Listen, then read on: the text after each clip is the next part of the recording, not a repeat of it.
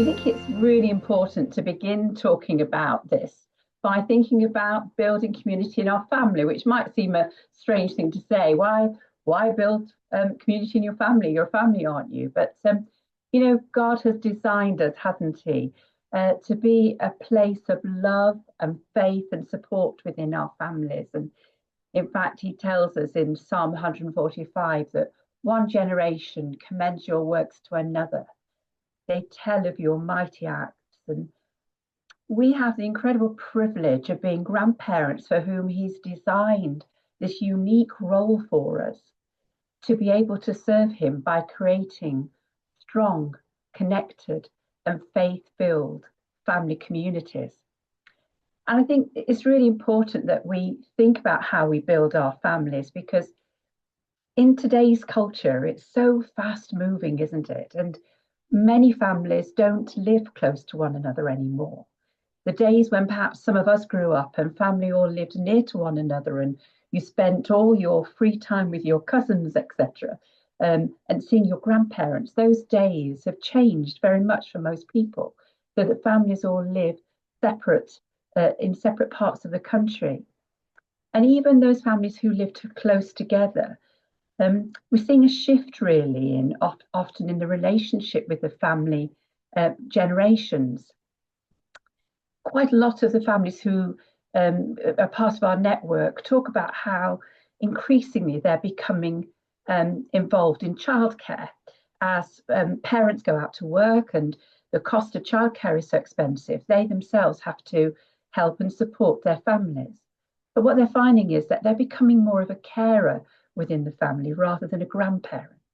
And so they might spend quite a lot of time with their grandchildren, but the times when they used to be all together as a family and having rich and special family times together of quality times are becoming less and less. It's as if, well, you've seen the grandchildren, and now we're really busy this weekend because we've been busy all week at work. And so people are seeing a shift in what they felt about how family life might look when they became grandparents, and are struggling a bit with that, really. So I think in today's society, it's really important that we think of how we can help and encourage within those restraints that our families have upon them, how we can build that sense of deep connection and community within our families. I think one of the things that's really going to be helpful for us to think about this evening as we think about how God has really blessed us with this opportunity to share with our grandchildren is to think about a few practical things within the family. So if we could have a little look at the next slide, please. We want to start off just by thinking that as we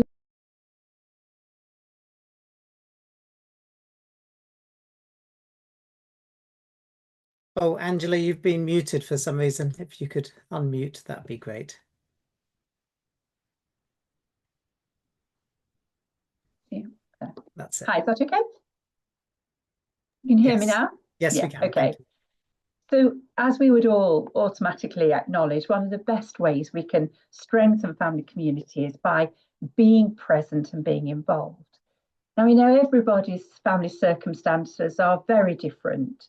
For some, that's relatively easy to do. To be physically present can be very difficult for some folk. But being present in the sense of showing a great interest in our grandchildren's lives is really important to build a relationship that will help us to have a foundation with which to share our faith. So, I'm sure you've all found, like us, that going to their events, turning up at the football match or by the side of the rugby pitch or going to watch them sing their song in the school production, it means so much to them. And knowing who their friends are, being interested in their hobbies, being a grandparent that connects, that's present, that's involved in the things that matter to them is so important. And if you live far away, then we can, of course, thankfully use today's technology, not only of video calls on our phones, but using Zoom and the like, and little touches like sending a letter that they're not used to receiving in the post, or just a very small, inexpensive gift, just to surprise them and cheer them when perhaps it's a difficult week or something special's happened. All help them to know that we're there, that we're interested, that we really care about them, and that we're remembering what's happening. And one of the ways that we can be really present and involved in our families' lives is to help to create family traditions. Family traditions can be a real glue that helps to take families forward together. So it might just be the simple things of having regular family lunches or particular family outings that you enjoy doing together, or sharing stories of the past. We were hearing about that in the introduction, weren't we, of how reading those stories meant so much to Hilary that she found. But this sense of belonging is created by sharing those times together. And that can give us a strong base on which we can begin to build these faith-based traditions. So it might be the times when we read and say our prayers, we'll say grace. We had one of our very young grandchildren staying with us this week. He's just getting to the stage where he wants to be independent. And when it came to saying grace, he said, no, I'm doing that. And he said grace for us in his own little way. And, it was lovely, though, that he wanted to do that. And I thought, what a super way to be able to build on that using his strength of independence, we could then use that to build in the future. But these kind of times, just strengthening spiritual ties with them in a natural way.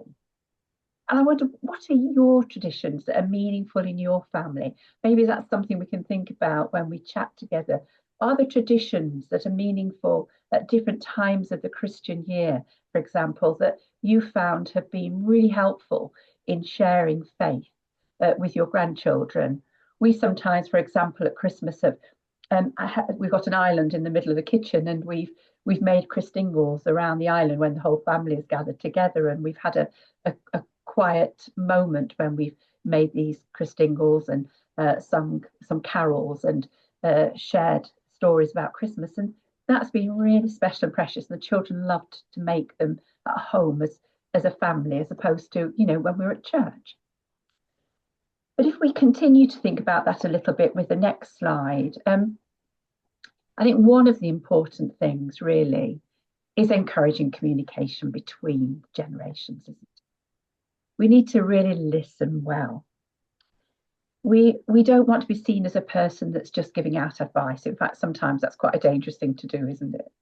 But asking questions about what's happening in their life and showing that we've really heard what they've said, that we've heard their thoughts too, that they can see that we're someone that it's safe to come to, that we can be a safe person for them. And we need to get to know what's really in their thoughts, what they're really feeling, what it is that matters to them, who it is and what it is that's influencing them, if we're to begin to understand their needs and how we can support them in their faith journey, maybe by at some appropriate moment being able to say, do you know what happened when I felt a bit like that, and sharing how God had helped us at those times. But encouraging these open conversations where grandchildren feel safe to share their doubts and their struggles and their joys is so important in being able to take those conversations forwards in the future, especially as they get older, and really need to know they can trust those in whom they're talking to. I just wonder, sometimes we need to be, it's just like when we were parents, we need to be ready to listen to them when they're ready to talk. We can't manufacture those times. The grandchildren will be ready to talk about those things when it's right for them. And we need to be able to put aside whatever was happening at that time and show them that we're really listening attentively to them.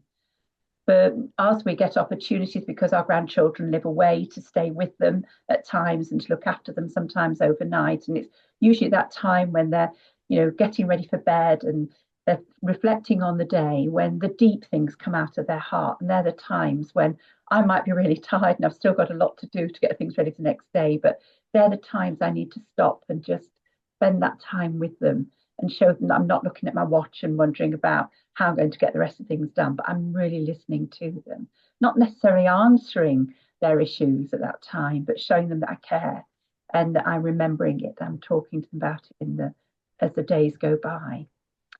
So it's not always easy to have those moments when you can have that deep conversation, is it? Do you find that in families? Sometimes you've been together and you think, oh my goodness, there was so much going on that the conversation's been quite superficial. So it's lovely to try and create those moments where the conversation and communication is a bit deeper. And that, I think, all helps to provide a secure foundation, as we've said, for them passing on a legacy of faith. We think one of the things that's really key to this is to respect our grandchildren's parents, to respect their wishes and to respect their beliefs. At the end of the day, they're not going to leave the door open for us to talk to their grandchildren about our faith if we block out everything about them and their beliefs and shut them down. That's not going to help at all, is it? And so by showing a real respect for the children's parents, whether they be our own children or whether there's been a divorce and a remarriage, but showing respect for their parents speaks volumes to our grandchildren. Showing them that unconditional love for their parents shows them God's love in the way that we're behaving. So if we are in a family where we can't be openly talking about our faith, just the fact that we're modeling our faith on a day-to-day basis around them and showing God's love and compassion to our children or their parents who are living in very stressful times, in itself is a witness to them, isn't it? So really, in whatever way we're trying to show this love and build this community in the family, it takes us time to think about it. We need to be intentional about it, not in any false way, but we just need to stop and think about how we can help in those opportunities by being honest and just sharing God's love in a very gracious and respectful way, either by words, if we have the opportunity, or by our actions and way in which we live our lives around them, if we don't have permission to speak about it. So just wanted to, do you find that you're able to share your faith stories of how God perhaps has helped you in a similar time of struggle with your children and your grandchildren? How easy do you find that? Or do you go, a little bit cold at the thought of it and think, oh, I don't want to mess this up. If I say that, I might get it wrong. I know sometimes when our grandchildren ask us questions, I think, oh, please, dear Lord, just give me the right words to say about this so that, I encourage them and don't cause any stumbling blocks. But I think it takes time before we're with them to be thinking about how we might be with them and how we might continue to support them in the things that they've shared with us when we've been with them before. So for me, it's crucially important and incredibly special for me that God's given me the opportunity to share his love with our grandchildren. And I want to build a community of faith within our family so that we're able to do that. And then, of course, we want to be doing that within the church. But I don't want us to do that at the expense of building community within our family too. Don't let us, lose that whilst we're also building the community of the faith. The two things sit beautifully together side by side as God's ordained. So I'll let Martin share a little bit more in a moment about that. But there's one more thing I'd like us to chat about really, which is really important, which is about praying with our grandchildren. If you could just bring that up, please, Helen. Thank you. So we talk a lot about praying for or with our grandchildren, but one of the things that we feel is that the important step before all of that is praying for ourselves. So we've got to really get ourselves in the right place with the Lord, with whatever it is, the scenario that we're thinking about and praying about for our grandchildren. We need to look at ourselves first, really, and see where we're at in that respect and examine ourselves and come to the Lord and ask him to help us to grow closer to him in that way. So we always feel it's important to pray for the way in which we will grandparent, really, and way in which we will show his love.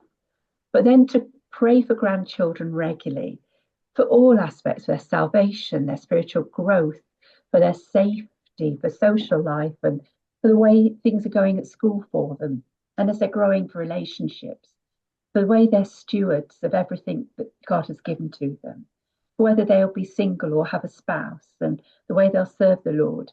So many different things that we can be praying for them all the way through, from very tiny and even in the womb and all the way through. So one of the ways in which we can really encourage and build that community, because it's not us really that's doing it, is it? It's the Lord. We're using ourselves as open vessels for the Lord to work. And so we can't do this on our own. To pray about it's absolutely essential. So all the things we've been chatting about so far are not going to happen just because we've been doing them. It's God working through us, isn't it? And then praying together as a family, offering to pray with our grandchildren and being respectful, obviously, of their comfort level about that, is a lovely thing that we can do to build that sense of connection and community.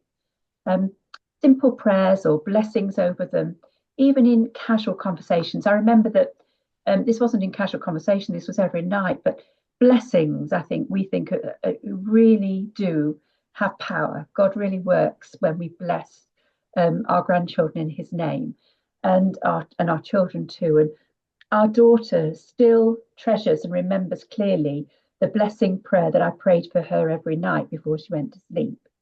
And to know that she was having God's blessing upon her for his peace and his patience and his gentleness and his kindness and all those things helped her to settle off to sleep well, even when she was perhaps a bit anxious about things and going maybe through something difficult at school.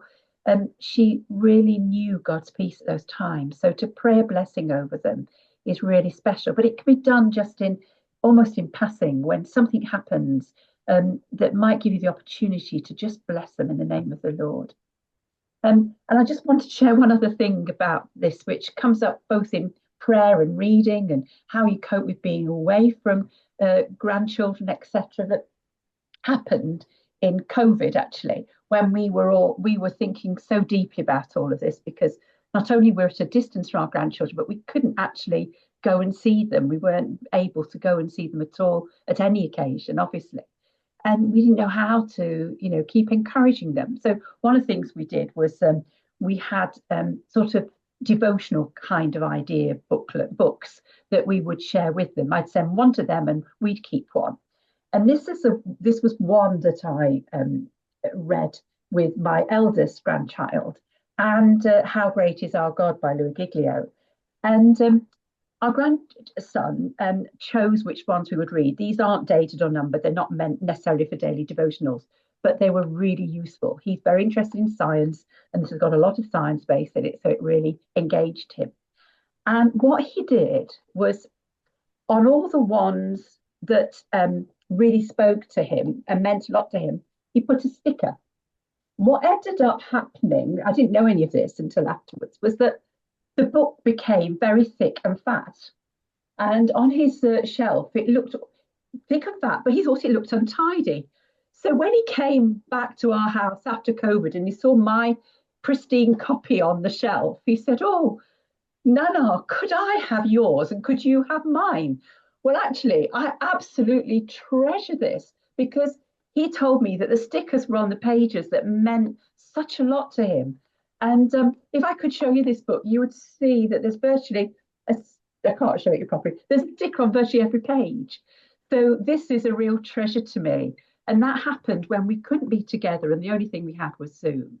So reading Bible stories, faith-based stories, reading God's word and praying together, even over Zoom, can have a tremendous impact on their lives. So I just encourage you on faith building within the family. I'll hand over to Martin. I've taken too long, I think. Thank you.